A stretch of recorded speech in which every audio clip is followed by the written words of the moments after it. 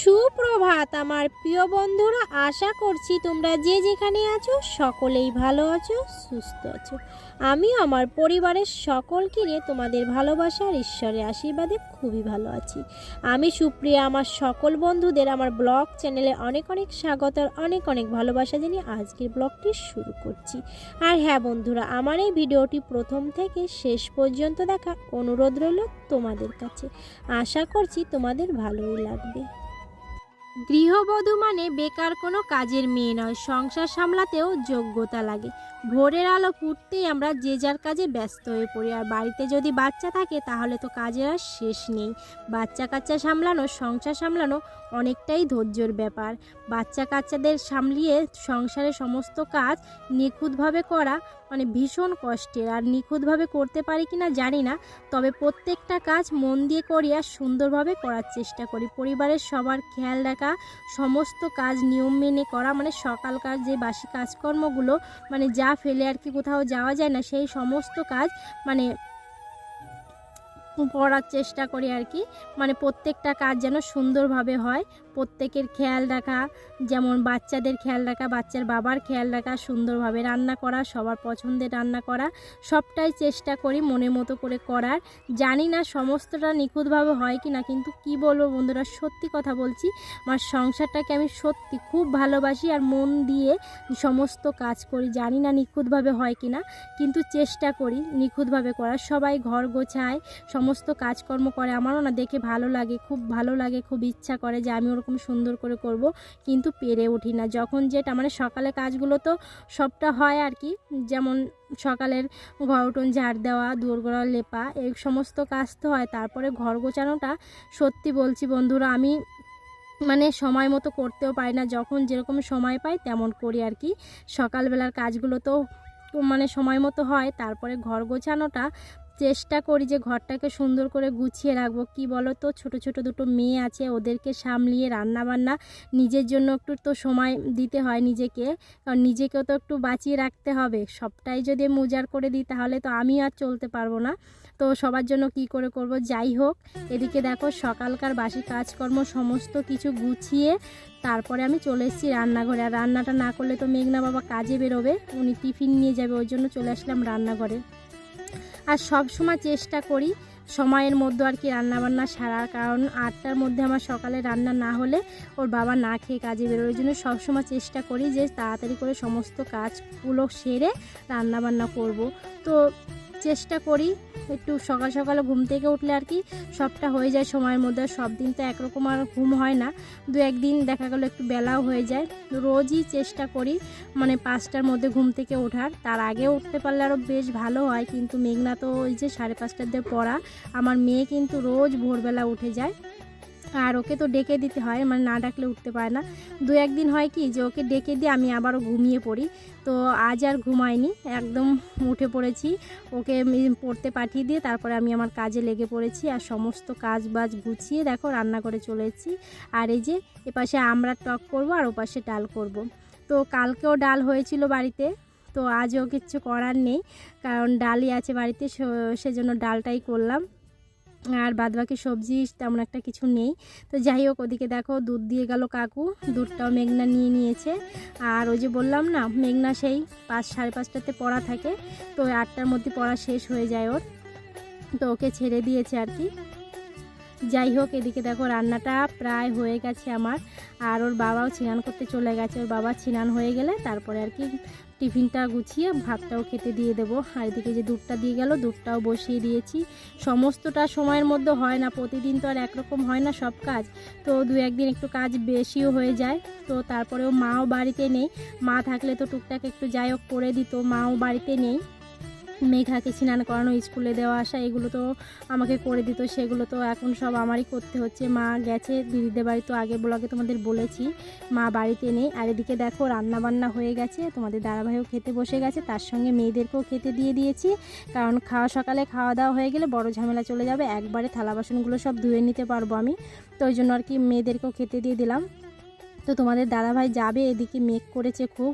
আর এই কদিন ধরে না রোদই উঠছে না, আমাদের এখানে খুব বৃষ্টি হচ্ছে, মানে সারাটা দিন টিপ টিপ করে পড়তেই আছে বৃষ্টি। কি বলবো, বর্ষার সময় বৃষ্টি তো হবে স্বাভাবিক, কিন্তু একভাবে বৃষ্টি হচ্ছে, রোদই উঠছে না জানো বন্ধুরা। কি বলবো, জামা কাপড় কাচা মানে যেগুলো কাচতে হবে আর কি, অনেকগুলো হয়ে গেছে, জমে গেছে, এক গামলা হয়ে গেছে, সেগুলো জানি না কবে কাচবো। একটু রোদ হলে বেশ ভালো হতো, কেচে দিতে পারতাম সব, একসঙ্গে অনেকগুলো কাচতে গেলেও খুব কষ্ট হয়।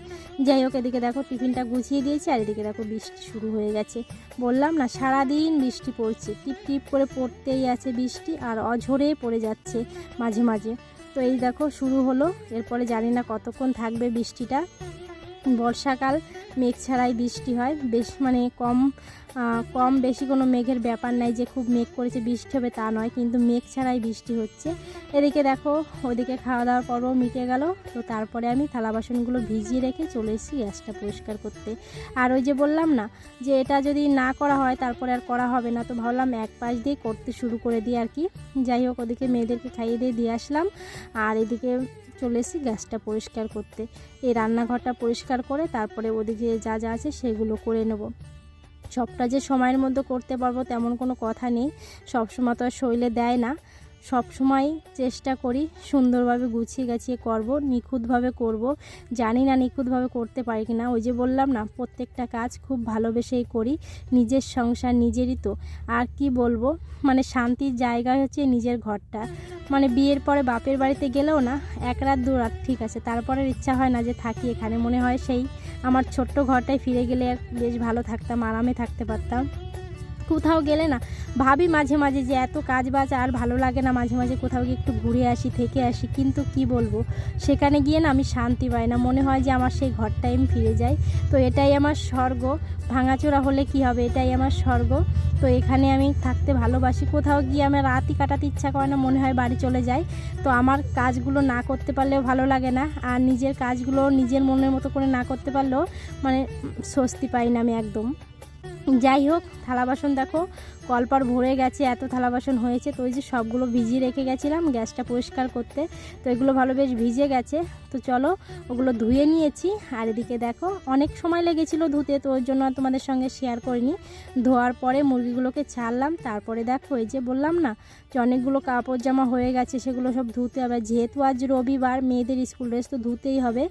আর কদিন বৃষ্টি হচ্ছে, তো মেঘনা দুটো স্কুল ড্রেস, তাহলে একটা আগে ধুয়ে দিতে পারতাম, কিন্তু ওই যে বৃষ্টির জন্য ধুতে পারিনি। তো ওদের দুই বোনের স্কুল ড্রেসগুলো সব ধুয়ে দিচ্ছি। আর যা যা আছে সেগুলো আর ধোবো না, কারণ শুকাতে পারবো না জানি।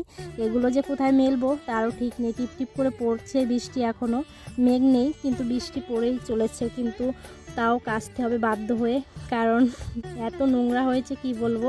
ওই স্কুল ড্রেস তো এক সপ্তাহ ধরে দুটোই পড়ছে, মানে পড়ে যাচ্ছে, তারপরে বৃষ্টি ফোটাফুটি লাগছে, ওই জন্য ভাবছি ধুয়েই দিই।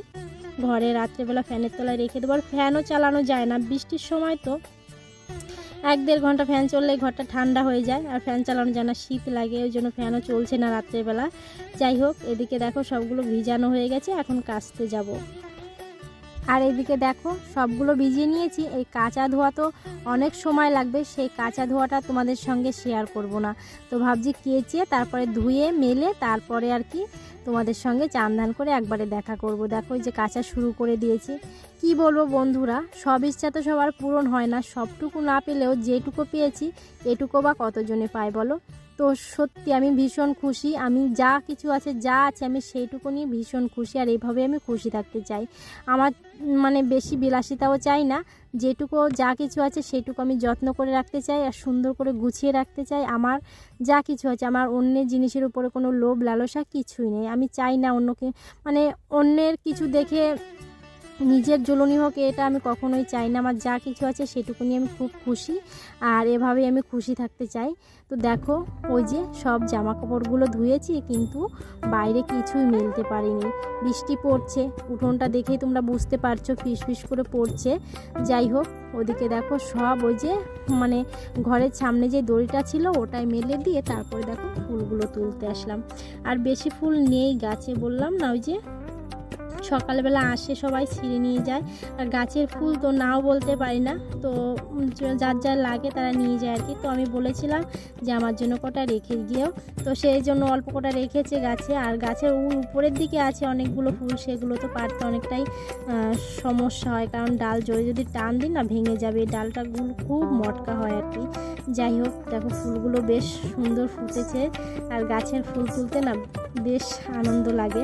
গাছ থেকে ফুল তুলে পুজো দেওয়ার আনন্দটাই আলাদা।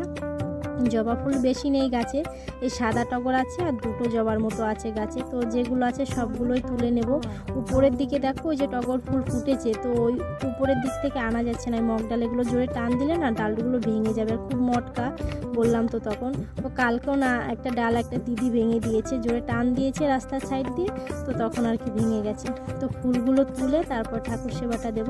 আর সমস্ত কাজ গুছিয়ে তারপরে কিন্তু আমি স্নান করতে গেছিলাম।